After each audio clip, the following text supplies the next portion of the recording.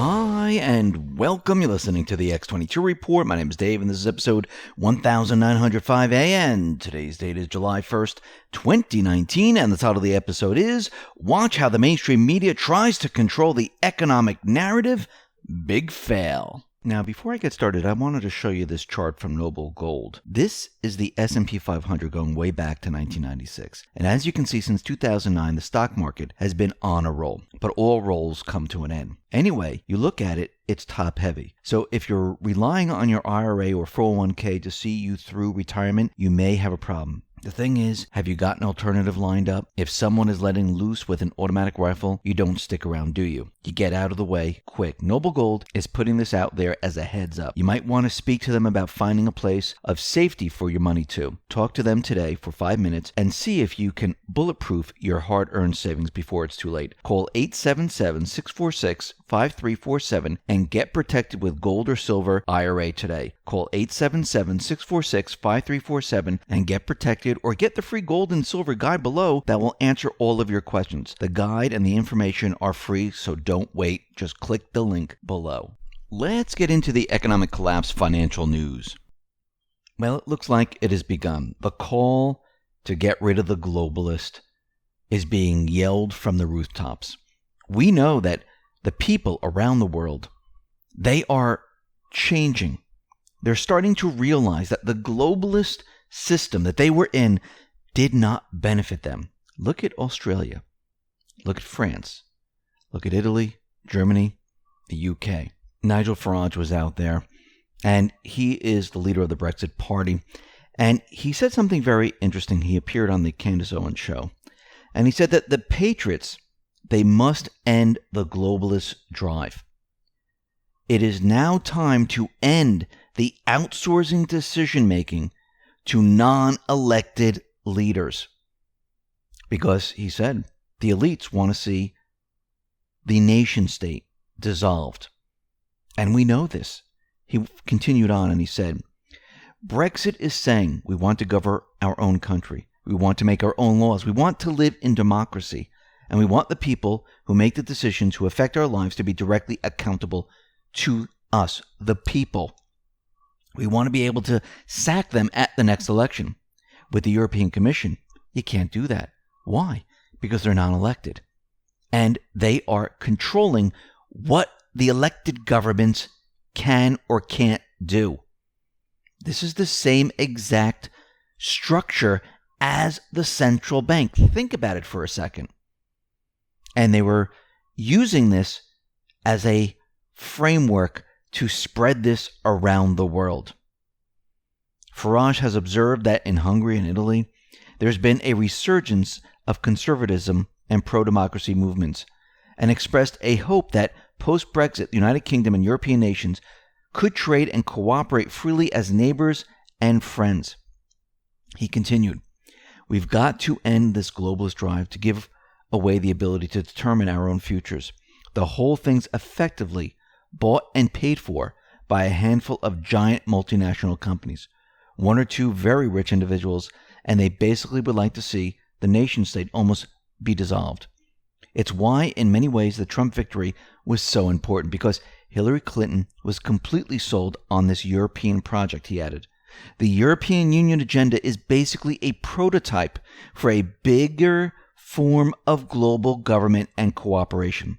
Clinton actually said to her friends in Wall Street that she wanted America to join a hemispheric common market because she is a globalist. And he's absolutely right.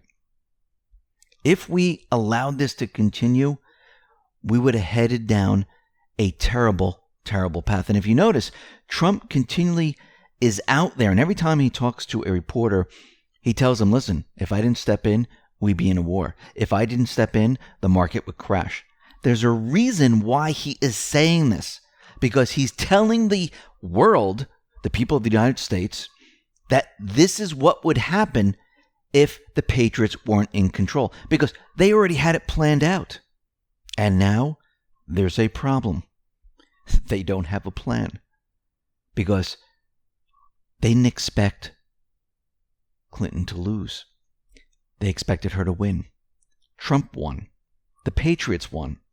And now everything is being changed. One thing that we do know is that this entire central bank economy is falling apart rapidly. Trump knows this, the Patriots know this, and this is why they're moving so quickly to redo or reset everything. And they only have a short period of time to do this. If we look at some statistics here, Atom Data Solutions published its second quarter 2019 U.S. Home Affordability Report. It reveals median home prices last quarter weren't affordable for the average American in 74% of the counties analyzed.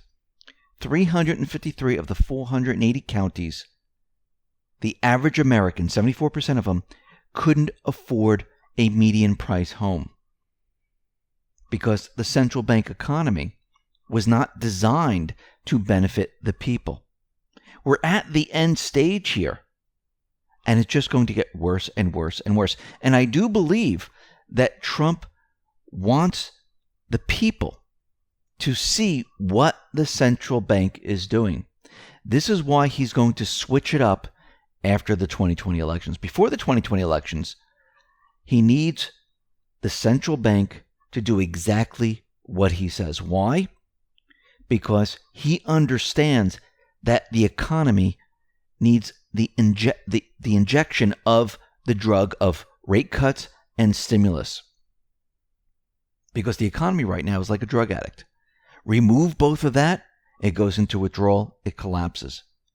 You need to feed the economy with a rate cut, multiple rate cuts, and stimulus to keep the central bank system going.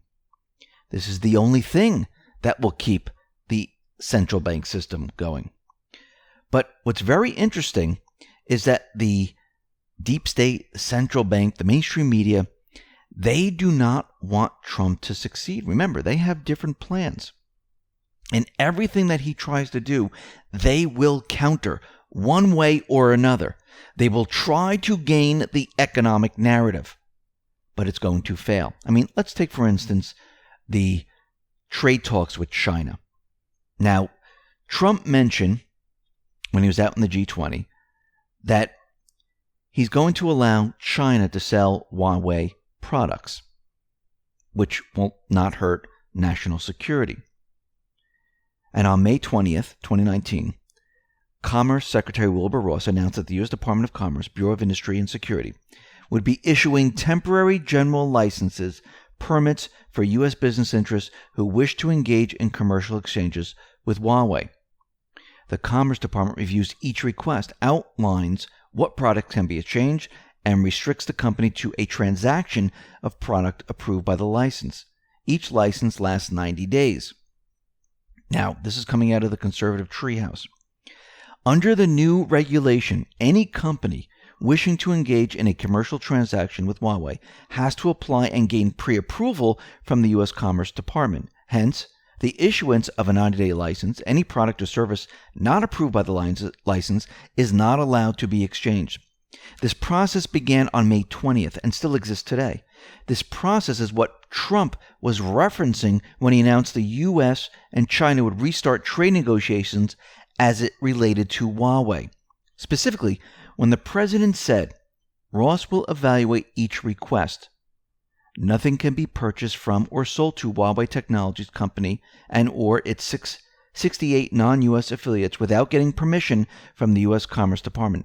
Nothing in the agreement between President Trump and Chairman Xi changes that process. Now, Trump and the Patriots, they are creating this new type of trade agreement, something that we've never seen before. And unlike these traditional trade agreements with one enforcement chapter that encompasses all of the sectors within the aggregate agreement, Lighthizer built a specific enforcement mechanisms into each sector. Essentially, each product has its own compliance requirements unique to the sector of trade. The multi-layered compliance is where China recoiled because they saw the U.S. as having ultimate decision-making about whether the rules were being followed. However, that construct was or is the unidirectional price Lighthizer was applying due to the history of Chinese duplicity and cheating. Any U.S. company harmed by Chinese trade practices, cheating, theft, coercion, you name it, would have a set of enforcement provisions to protect their interests specific to the unique sector inside the agreement. The scale of this approach is rather overwhelming to consider. However, Lighthizer told Congress this is the only way to ensure compliance and protect very diverse U.S. trade interests. Now, the mainstream media is really not going into this. They're keeping this out of the discussion because no one has ever attempted to structure a comprehensive and enforceable trade agreement with China before. And again, they don't want this to happen. What the U.S. team is attempting is going to be the roadmap for all other nations who will likely write similar agreements of their own. So Trump and the Patriots, they're creating the framework that other nations are going to follow with China. And they're going to rein in China. Think about it. Think about Italy. Think about the UK. Think about when Macron loses the election and Le Pen wins. Think about Germany. Think about Australia. You don't think they're going to use this as the framework? And don't forget there's many other countries, but you don't think these countries and many others are going to use this as the framework? Of course they are. We're looking at a completely new type of trade agreement which protects each country. Remember, the globalists didn't want this. The globalists wanted it their way because they wanted to control what was going on with trade, because they were trying to create a one world trade system, a one world currency, a one world government. Trump, the Patriots, they're reversing all this. And they're putting all of this in to protect the United States. Other countries are going to do the same because they're going to protect their interests. It has begun. And guess what? The globalists, the central bank, the deep state, they cannot stop it. But what are the mainstream media, the deep state, the central banks trying to do? They're trying to control the economic narrative. I mean, if they can control that and show the people that Trump's policies are not working, well, they might have a chance for the 2020 elections. But we know that's not going to happen. It's going to be a very big fail. Why? Because who has the magic wand? Oh, that's right. Trump does. Think about what CNN is doing. This week, CNN reported that a persistent low interest rate policy, one pursued by the central bank since 2008 financial crisis, brings with it a serious downside. Now, there's a section in this article titled The Mixed Blessing of Low Interest Rates. And it discusses how low interest rates have reduced the standard of living for those on mixed incomes and has destabilized pension funds. Low rates have also made big firms even bigger at the expense of smaller firms. So, in this article, there are three big takeaways here. Low interest rates have produced a quest for yield that favors the wealthy over the middle class. Low interest rate policy hurts regular people who depend on fixed incomes and low-risk sources of interest income. Low interest rates favor large establishment firms over startups. So the question is, why is CNN mentioning this now? We've been talking about this for a very long time. They haven't. Why hasn't the mainstream media ever mentioned this before? Because it wasn't part of their agenda. Their agenda is to protect the deep state. Their agenda is to protect the central bank. Now that Trump is pushing for this, they are free to report on it because Trump is pushing for it. Remember, he's telling the central bank what to do. Now they can hit on this piece of information and tell the American people that low interest rates are not good for the people. But this is going to fail. Why? Because over the many, many years, they've brainwashed the people for so long that all they look at is the stock market, GDP, unemployment numbers. Trump is going to use this against them. And when the time is right, he's going to transition the people to the new economy. He's going to expose the mainstream media. He's going to expose the central bank. Remember, He's using their weapons against them, and they're trying to reverse all of this and deprogram the people at the same time. But when you've been brainwashing the mass majority of people to think in a certain way, you just can't snap your fingers and say, yeah, that doesn't matter anymore. You have to look at this. Let's take a look at another mainstream media article that was put out there. Now, this is coming out of CNBC. The title is as follows: Trump keeps talking about quantitative tightening, but he's overstating its impact. The article reads, Trump has repeatedly railed against the Federal Reserve and what he calls quantitative tightening.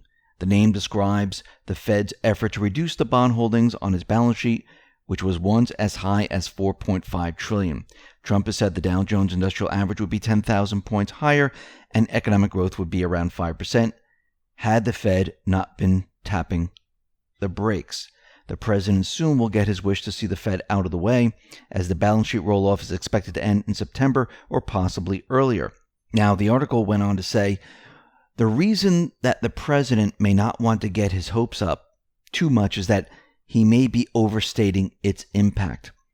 What they're trying to say here is that, well, if they start stimulus, they start rate cuts, and the Fed stops the tightening, we're not going to see that much happen in the stock market. We're not going to see that much happen in the economy. But we all know that the Federal Reserve, once they start stimulus, once they start cutting rates, it's like magic. It's like a drug to a drug addict. And the mainstream media is trying to downplay this, making it seem like it's not going to be that big of a deal. But we have to remember, who has the magic wand? Who has the power? I mean, think about it. Remember when Obama was out there saying, oh, what is he going to do? Get GDP up to 3%, 3.2, he's going to bring back the jobs. How is he going to do that? That's going to be completely impossible. Well, it was possible, wasn't it? He has the magic wand. All of these mainstream media outfits out there, they're working for the central bank. They protect the central bank. They protect the deep state. Trump knows this. The patriots know this. They control the economic narrative. All these articles and everything they're putting out there, they're just trying to get ahead of what is coming. And believe me, they have no idea what is coming.